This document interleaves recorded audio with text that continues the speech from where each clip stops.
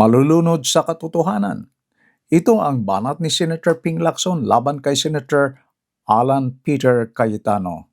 Pero may respect naman si Senator Alan Peter Cayetano kay Lacson.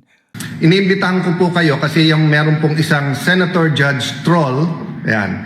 Yung Senator Judge Troll na yon ay trinotroll ako halos araw-araw, pero panay marites or panay inconclusive, ika nga, argumentative, hearsay. Lahat ng narinig nyo po dito, objection, vague. Objection, argumentative. Objection, hearsay. Ayon kasi kay Lacson, natuklasan niya at ng kanyang staff ang dagdag na kababalaghan na kinasasangkutan ng mga Ghost Slope Protection Project at illegal na reclamation sa ilang bahagi ng Laguna Lake. Napatunayan daw ang natuklasan ng kanyang staff matapos makipag-meeting sa mga official ng Philippine Reclamation Authority.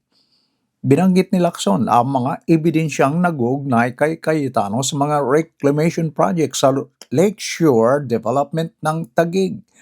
At noong nakarang linggo, isinumiti ni Lacson at ng kanyang grupo sa Office of the Ombudsman ang mga ebidensya na kanilang nakalap hinggil sa mga di umano manumalyang proyektong pang-infrastruktura sa Taguig City. At iginiit ni Lacson, wala nang urungan. Pero ang resbak naman ni Cayetano sa aligasyon ni Lacson ay hearsay, sabi-sabi. Banat niya, hindi totoo po yung mga marites na nagkakalat na may reclamation daw dyan na private. Yan po ay gobyerno lahat. Yung buong lakeshore area po ng Taguig, yung pong government side kasi may side yung papunta na pong Pasig River na may mga private. But dito po sa Bikutan, for a few kilometers, yan po ay gobyerno lahat po. Hindi totoo po yung mga marites na nagkakalat na may reclamation daw dyan na private. Yan po ay gobyerno lahat at yan po ay ginawang series of parks.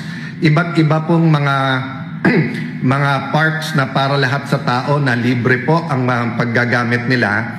Iniimbitahan ko po kayo kasi yung meron pong isang Senator Judge Troll. Yan. Yung Senator Judge Troll na yon ay trinotroll ako halos araw-araw, pero panay marites or panay inconclusive, ika nga, argumentative, hearsay. Lahat ng narinig nyo po dito, objection, vague. Objection, argumentative. Objection, hearsay. Ang mga pinagsasabi, rather than iiwan na sa tamang ahensya ang pag-iimbestiga, so ngayon naman po ang sinasabi ay yung mga park na yan ay kukunin ng national government.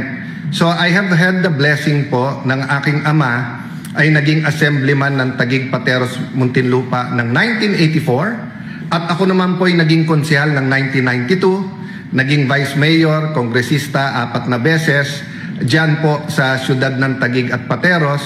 So yung history po niyan na ilan administrasyon na po ay alam natin. In fact, ang una-una kong privilege speech po ay yung LLDA.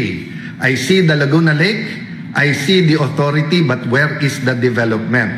So kung gustong tignan po ni Senator Lacson, ang ating pong Senator Judge Troll, ang development dyan sa lake, he is most welcome. Kung gusto niya medyo kalkalin yung ginagawa ng LLDA, why not po? In fact, di ba, tinatanong ko sa DPWH at saka DPWH at DOTR, bakit yung lakeshore na road na inapprove, I think sa Koreano inutang ngayon, bakit walang railway at kompleto ba to sa mga environmental impact, di ba? Pero dito po sa side ng Taguig, nakatatlong administrasyon na po yan. Aquino, Duterte, Marcos, gobyerno po ang gumagawa. So the coordination is government to government.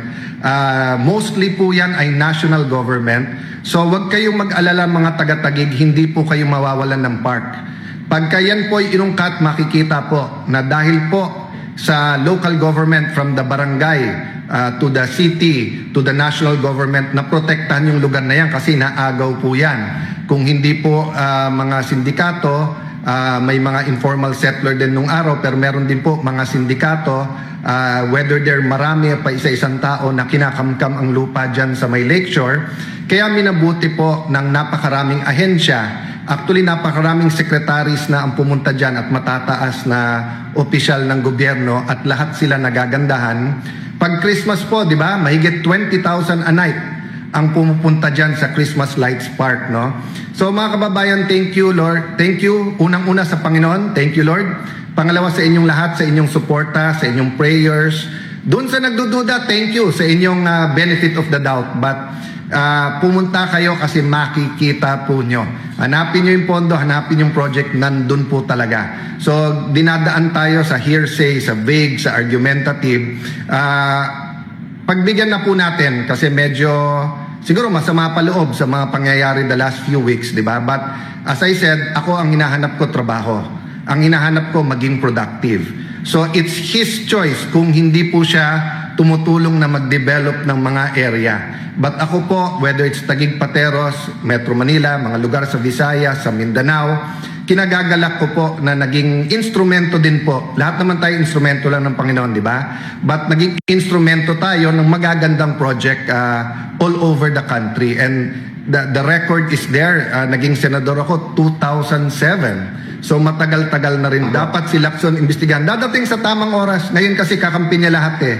Matapang magpa-imbestiga kasi kakampi niya lahat. At yung mga ahensya, yung mga tinatawagan niya and everything. Siyempre, entertain siya. May, alam mo naman style niya, may kasamang pananakot. But I'm confident when the agency sit down, when it is a sober, even po yung sa final niya sa ombudsman, pag tinignan to ng mabuti, makikita po nila na napakaganda po ng development ng ating syudad at makikita nila na ito po ay isang modelo din na pwedeng gawin po sa Rizal at Laguna, around the Laguna Lake. Aside from others, konting trivia po, alam niyo po ba na ang buong Singapore ay kasya sa Laguna Lake? Ganon kaganda, ganon kalaki ang Laguna Lake. Sayang po, nagka-pandemic lang kasi after Boracay, yung paglilinis ng Boracay, yun ang tinutulak natin kay President Duterte noon na yung development na yung ecotourism, yung ecology, yung kagandahan ng Laguna Lake. God bless you guys. See you soon. At siguro sa tamang panahon, one way or the other, iikot namin kayo doon. So prayers lang po. Remember, faith moves mountains. And tandaan nyo po, no, yung kung ano ang itsura. Ang akala po ata kasi ni Senator Lacson, yung Taguig of 30-40 years ago, yan pa rin ang Taguig ngayon. Ang alam niya lang ata po sa Taguig ay BGC lang, kasi hindi niya alam yung ibang lugar. Hindi niya nakikita na nag-rise up na po ang mga kababayan natin sa Taguig, whether yan ay sa Embo, yan po ay nasa Katipasan, yan po ay nasa may Lower Bikutan. God bless you guys. See you soon. Mga kaibigan, mayroon ba kayong pananaw sa ating topic? Kung meron, please leave your comment below. Maraming salamat sa inyong panunod and please don't forget to like and subscribe. Bye-bye!